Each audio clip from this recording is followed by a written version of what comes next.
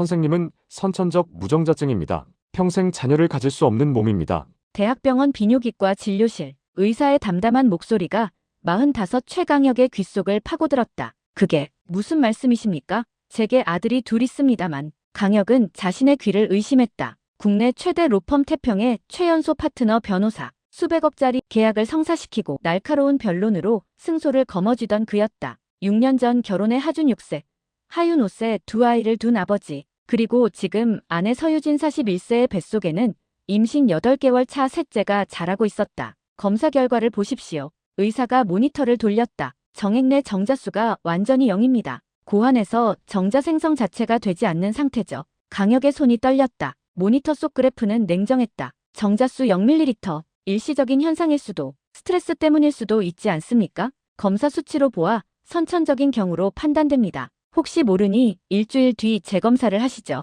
그 일주일은 지옥이었다. 강혁은 애써 태어난 척했지만 아이들의 얼굴을 볼 때마다 심장이 내려앉았다. 일주일 후 나온 재검사 결과도 동일했다. 정자수 0. 의학적으로 자연 임신이 불가능한 몸. 강혁은 병원 주차장에 차를 세우고 한참을 멍하니 앉아 있었다. 창밖으론 행복한 가족들이 웃으며 지나갔다. 아빠 손을 잡은 아이들, 만삭의 아내를 부축하는 남편들. 그렇다면 하준이와 하윤이는 누구의 아이란 말인가? 강혁은 숨이 막혔다. 남의 불륜 사건을 다룰 땐 냉정하게 증거를 분석했지만 이것이 자신의 일이 되자 머릿속이 하얗게 변했다. 핸드폰이 울렸다. 아내 유진이었다. 여보, 저녁 뭐 먹을래요? 하윤이가 자꾸 아빠 보고 싶대요. 강혁은 답장을 하지 못했다. 손가락이 굳어버렸다. 그날 밤 집에 늦게 들어간 강혁은 거실벽에 걸린 가족 사진을 오래 바라봤다. 작년 제주도 여행에서 찍은 사진. 환하게 웃고 있는 네 식구. 하준이는 자신의 어깨에 올라타 있고 하윤이는 유진의 품에 안겨 있었다. 이 행복이 모두 거짓이었던 건가? 다음 날 강혁은 회사 대표 비서를 통해 국내 최고의 흥신소를 소개받았다. 강남의 허름한 빌딩. 제 아내를 조사해 주십시오. 강혁은 유진의 사진을 건넸다. 현재 행적뿐 아니라 6년 전 제가 그녀와 사귀던 시절부터요. 혹시 친자 확인 관련입니까?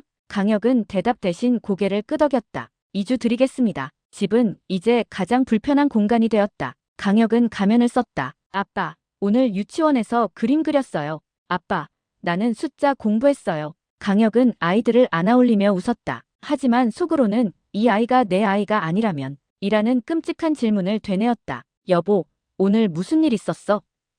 유진이 부엌에서 나오며 물었다. 표정이 안 좋아 보여. 아니, 회사에서 어려운 케이스가 있어서. 그래, 저녁 먹고 일찍 쉬어. 유진의 목소리는 여전히 다정했다. 그 다정함이 이제는 역겹게 느껴졌다. 일주일이 지났다. 흥신소 소장에게서 전화가 왔다. 1차 보고 드리겠습니다. 강남의 한 커피숍. 소장은 두툼한 파일을 건넸다. 부인의 일상은 매우 모범적입니다. 월요일 마트, 화요일 산부인과, 수요일 필라테스. 강혁은 안도의 한숨을 쉬었다. 설마 내가 의심이 과한 걸까? 하지만 소장이 사진 몇 장을 꺼냈다. 매주 목요일 오후 3시 청담동의 한 카페에서 남성을 만납니다. 사진 속 유진은 한 남자와 마주 앉아 있었다. 두 사람의 표정은 진지했고 유진은 가끔 미소를 지었다. 이 남자는 누굽니까? 신원 파악 중입니다. 3일 뒤 다시 연락드리겠습니다. 그 3일이 3년처럼 느껴졌다. 마침내 소장에게서 전화가 왔다. 변호사님, 긴급히 만나야겠습니다. 남자의 신원을 파악했습니다.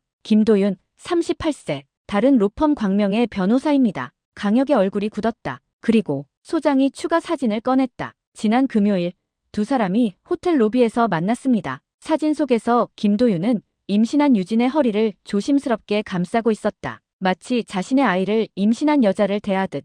강혁은 주먹을 꽉 쥐었다. 뱃속의 셋째는 이자의 아이일 것이다. 더 조사하십시오. 이 남자와 제 아내의 관계, 과거까지 전부. 하준이와 하윤이의 아버지는 이자가 아닐 수도 있습니다. 일주일 후 소장이 강혁을 사무실로 불렀다. 변호사님, 앉으십시오. 오늘 보여드릴 것은 상당히 충격적입니다. 소장이 노트북을 켰다. 5년 전 날짜가 찍힌 CCTV 영상이었다. 이건 5년 전 변호사님 댁 지하 주차장 CCTV입니다. 영상 속에서 만삭의 유진이 차에서 내렸다. 그리고 운전석에서 한 남자가 내려 유진의 어깨를 감쌌다. 강혁은 숨이 멎었다. 이 남자는 박시우 아닙니까? 박시우 39세. 강혁이 가장 아끼는 태평 로펌의 후배 변호사. 5년 전 강혁이 직접 유진의 추천을 받아 스카우트했던 인재. 성실하고 능력 있어서 동생처럼 아꼈던 남자였다. 맞습니다. 박시우 변호사입니다. 소장이 계속해서 다른 영상들을 보여줬다. 4년 전, 3년 전, 2년 전 강혁이 야근을 하거나 출장을 갈 때마다 박시우는 강혁의 집을 드나들었다. 이건 대체 더 있습니다. 소장이 녹음 파일을 틀었다. 부인의 전 직장 동료 이지은 씨와의 인터뷰입니다. 스피커에서 여자의 목소리가 흘러나왔다. 유진 언니랑 박시우 변호사요? 회사에서 다 아는 사실이었어요. 언니가 최강혁 변호사님 만나기 전부터 둘이 사귀었거든요. 그런데 시우 씨 부모님이 결혼을 완전히 반대하셨대요. 집안이 보수적이라. 그러다가 언니가 덜컥 임신을 했는데 시우 씨가 책임을 못 진다고 하니까 마침 그때 최 변호사님이 언니한테 엄청 대시하고 계셨거든요. 그래서 언니가 박시우 씨 아이를 임신한 채로 최 변호사님과 결혼한 거예요. 강혁은 의자 등받이를 움켜쥐었다. 하준이 낳고 나서 2달 뒤에 박시우 씨가 태평으로 이직했잖아요. 그것도 유진 언니가 능력 있는 후배 있다며 최 변호사님한테 직접 추천해서요. 그때부터 둘이 계속 만났던 것 같아요. 둘째 하윤이요? 최 변호사님 뉴욕 출장 일주일 가셨을 때 그 일주일 동안 박시우 씨가 언니 집에 계속 있었어요. 제가 언니한테 물어봤더니 시우가 도와주러 왔다고 하더라고요. 근데 제 생각엔 강혁은 더 이상 들을 수 없었다. 끄십시오. 강혁은 비틀거리며 화장실로 갔다. 변기에 대고 구역질을 했다. 아무것도 나오지 않았지만 속이 뒤틀렸다. 창백한 얼굴로 돌아온 강혁이 물었다. 그럼 하준이와 하윤이 모두 박시우의 자식이란 겁니까? 유전자 검사를 해봐야 확실하지만 정황상 그렇습니다. 그리고 김도윤과 부인의 관계도 파악했습니다. 김도윤은 기혼자이며 슬아의 딸 하나가 있습니다. 셋째는 김도윤의 자식이겠군요. 강혁은 헛웃음을 터뜨렸다. 그날 저녁 강혁은 박시우를 회사 근처 바로 불렀다. 파트너님, 웬일로 따로 부르셨어요? 박시우는 평소처럼 밝은 얼굴로 들어섰다. 강혁은 이미 위스키 2잔을 비운 상태였다. 시우야. 강혁이 시우의 말을 끊었다. 너 우리 하준이 볼 때마다 무슨 생각했어? 시우의 얼굴이 굳었다. 위스키 잔을 들려던 손이 공중에서 멈췄다. 파트너님, 그게 무슨... 하준이가 너랑 참 많이 닮았더구나. 나도 이제야 알았어. 시우의 얼굴이 순식간에 새하얗게 질렸다. 손에 들었던 잔이 바닥에 떨어져 깨졌다. 파트너님. 시우가 벌떡 일어나더니 무릎을 꿇었다. 죄송합니다. 정말 죄송합니다. 저도 어쩔 수 없었습니다. 어쩔 수 없었다고. 강혁의 목소리가 낮게 깔렸다. 5년 동안 내 집을 드나들면서 내가 야근하는 동안 내 아내와 침대를 같이 쓰면서 어쩔 수 없었다고. 유진이가 먼저 유혹했습니다. 파트너님이랑 결혼하고 나서도 저를 계속 부르고 외롭다고. 닥쳐. 강혁이 일어섰다. 내일부터 출근하지 마. 정직 명령 떨어질 거야. 강혁은 발을 나왔다. 뒤에서 시우의 울음소리가 들렸지만 돌아보지 않았다. 집에 들어서자 유진이 거실 소파에 앉아 태교 음악을 듣고 있었다. 여보, 오늘 일찍 왔네. 강혁은 외투를 벗으며 차갑게 말했다. 박시우 만났어. 유진의 손이 멈췄다. 무슨 소리야. 다 들었어. 이지은 씨한테도. 하준이, 하윤이. 다 박시우 자식이지. 유진은 잠시 당황하는 듯 했다. 하지만 이내 그녀의 얼굴에서 가면이 벗겨졌다. 그래서? 유진이 냉소를 지었다. 당신이 알면 어쩔 건데. 당신 나한테 미안해해야 하는 거 아니야? 유진이 배를 쓰다듬으며 일어섰다. 방금 병원에서 전화 왔어. 당신 무정자증이라며 평생 아이를 가질 수 없는 몸이라고. 강혁은 그제야 깨달았다. 자신이 대학병원에서 재검사를 받았을 때 병원 측에서 배우자 확인차 유진에게 전화를 했던 것이다. 당신 어차피 아이도 못 갖는 주제에 내가 당신이 그토록 원하던 아이들을 낳아줬잖아. 그럼 나한테 고마워해야 하는 거 아니야? 고마워하라고. 당신이 완벽한 가정을 원했잖아. 내가 그걸 만들어준 거야. 당신 덕분에 로펌 파트너 부인 노릇하고. 그럼 뱃속의 셋째는 김도윤 자식이야? 유진이 비웃었다. 맞아. 어쩔래? 당신이 이 완벽한 가정이 깨지길 바라. 당신 로펌에서 무정자증 바보로 소문나고 싶어. 그 순간 현관문이 열렸다. 하준이와 하윤이가 유치원 차에서 내려 들어왔다. 아빠, 엄마, 아이들이 강혁을 향해 달려왔다. 강혁은 본능적으로 뒤로 물러섰다. 아빠, 왜 그래요? 강혁은 아이들을 차마 안아줄 수 없었다. 아빠 피곤해서. 그래, 방에 가 있을게. 강혁은 안방으로 들어가 문을 잠갔다. 20년 쌓아온 모든 것이 무너지는 소리가 들렸다. 다음 날 새벽 강혁은 호텔로 나왔다. 호텔방에서 유진에게 문자가 왔다. 이혼? 좋아. 대신 재산 절반이랑 아이들 양육비 10억 내놔. 안 그러면 로펌에 당신 무정자증이라고 소문낼 거야. 박시우에게서 전화가 왔다. 파트너님, 제발 좀 살려주십시오. 유진이가 저를 성폭행으로 고소하겠다고 합니다. 김도윤에게도 전화가 왔다. 최강혁 변호사님, 제발 제 아내한테는 알리지 말아주십시오. 저한테도 가정이 있습니다. 강혁은 비웃었다. 다들 자기 살 길만 찾는군요. 강혁의 눈빛이 차갑게 변했다. 그는 다정한 남편이었지만 그 이전에 대한민국 최고의 파트너 변호사였다. 다음 날 강혁은 움직였다. 첫째, 국내 최고의 가사 전문 변호사를 선임, 친생 부인의 소를 제기했다. 그리고 상간자 박시우와 서유진을 공동 불법 행위로 엮어 5억 원의 손해배상 소송을 걸었다. 둘째, 로펌 태평 대표이사를 독대, 박시우의 모든 비윤리적 행위를 증거와 함께 보고했다. 셋째, 김도윤의 아내에게 호텔 사진, 대화 녹취 등 모든 증거를 익명 우편으로 발송했다. 폭풍이 몰아쳤다. 박시우는 다음 날 로펌에서 정직 처분을 받고 징계위원회에 회부됐다. 김도윤은 아내에게 이혼 소송을 당했고 그의 아내는 유진을 상간녀로 추가 고소했다. 언론이 움직였다. 대형 로펌 태평 충격 스캔들. 파트너 변호사. 5년간 후배와 아내에게 속아. 그리고 1년 후, 6개월 후 법정. 증거는 압도적이었다. 이지은의 증언. 5년치 CCTV. 호텔 예약 기록. 마지막으로 박시우가 증인석에 섰다. 하준 군이 증인의 친자입니까? 네. 하윤 양도 증인의 친자입니까? 그렇습니다. 3주 후 판결이 선고되었다. 주문. 원고 최강혁과 하준, 하윤 사이의 친생자 관계는 존재하지 않음을 확인한다. 강혁은 눈을 감았다. 5년간 아빠라고 불렀던 두 아이가 법적으로 남이 되는 순간이었다. 피고 서유진과 박시우는 연대하여 원고에게 위자료 및 손해배상금 5억 원을 지급하라. 유진이 주저앉았다. 박시우는 고개를 떨구었다. 로펌 태평의 징계위원회는 박시우를 해고했고 변호사협회는 그를 제명했다. 유진은 김도윤의 아내가 제기한 상간녀 소송에서도 패소에 5천만 원을 추가 배상해야 했다. 판결 일주일 후 강혁은 마지막으로 아이들을 만났다. 좁은 임대 아파트 놀이터. 아빠. 아이들이 달려왔다. 아빠, 이제 우리랑 안 살 거예요?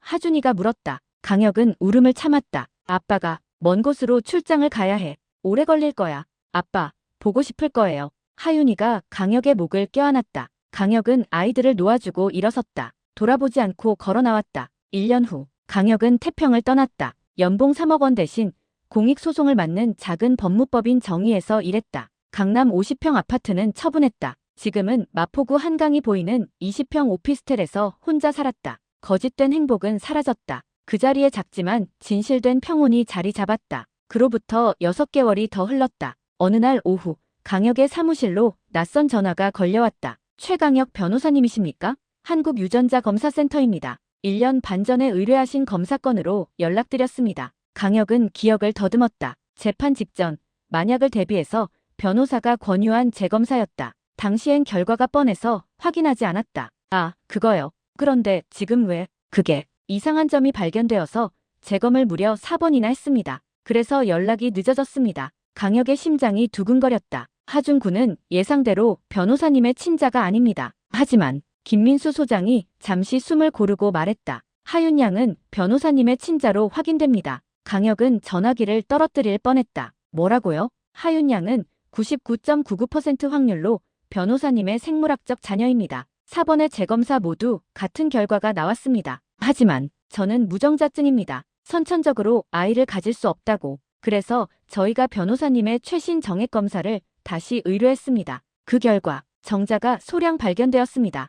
네, 의학적으로는 극심한 희소정자증이라고 합니다. 1ml당 겨우 50만 개, 정상 남성이 1,500만 개 이상인 것에 비하면 턱없이 낮은 수치죠. 하지만 완전 무정자증은 아니라는 의미입니다. 자연 임신 확률이 1% 미만이지만 불가능한 것은 아닙니다. 기적적으로 한번 성공할 수 있죠. 그럼 1년 반 전 검사에서는 왜 0이 나왔습니까? 정자 수치는 스트레스, 건강 상태에 따라 변동될 수 있습니다. 당시 변호사님의 수치가 일시적으로 0에 가까웠거나 초기 검사의 샘플링 오류 가능성도 있습니다. 강혁은 의자에 주저앉았다. 그럼 하윤이는? 네, 변호사님의 친자입니다. 전화를 끄는 강혁은 한참 동안 멍하니 앉아 있었다. 하윤이, 자신의 친딸. 그렇다면 5년 전 유진이 하윤이를 임신했을 때 그건 박시우의 아이가 아니라 자신의 아이였던 것이다. 강혁은 5년 전 뉴욕 출장 전날 밤을 떠올렸다. 그렇다면 유진은 알고 있었을까? 아니면 유진도 몰랐을까?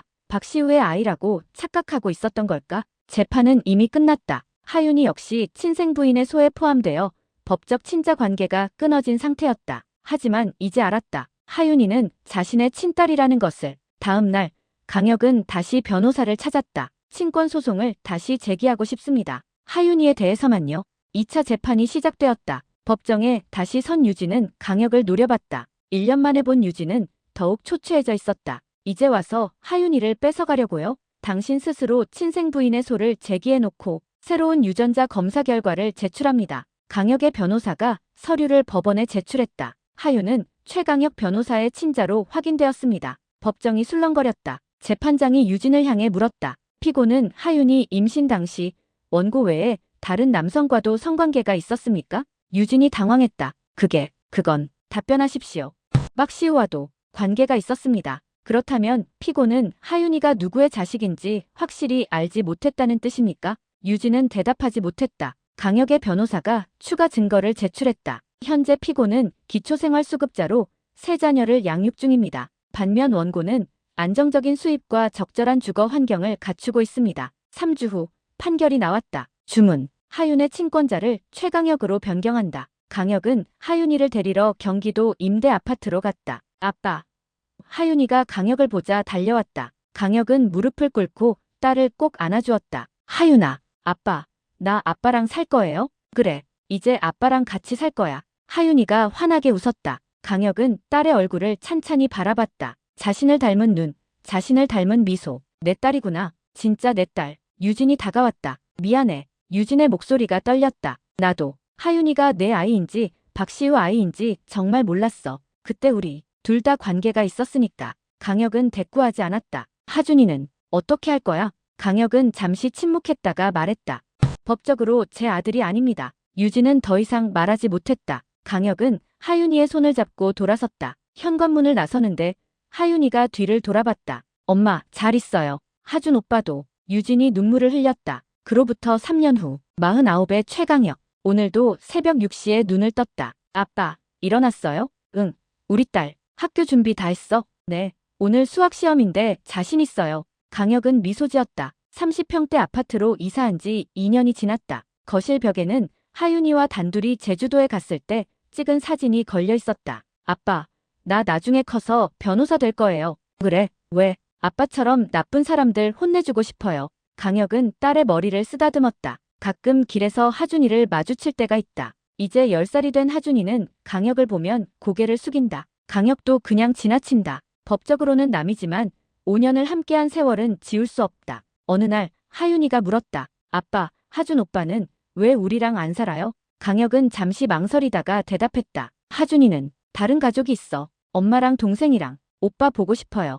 그래, 나중에 오빠가 크면 내가 찾아갈 수 있을 거야. 예전에 강남 50평 아파트, 고급 가구, 완벽해 보였던 가족. 그 모든 것은 사라졌다. 하지만 지금 이 작은 아파트에서 딸과 함께 라면을 먹는 이 순간이 더 행복하다. 거짓된 행복은 사라졌다. 그 자리에 작지만 진실된 행복이 자리 잡았다. 49의 최강혁. 그는 이제야 비로소 진짜 아빠가 되었다.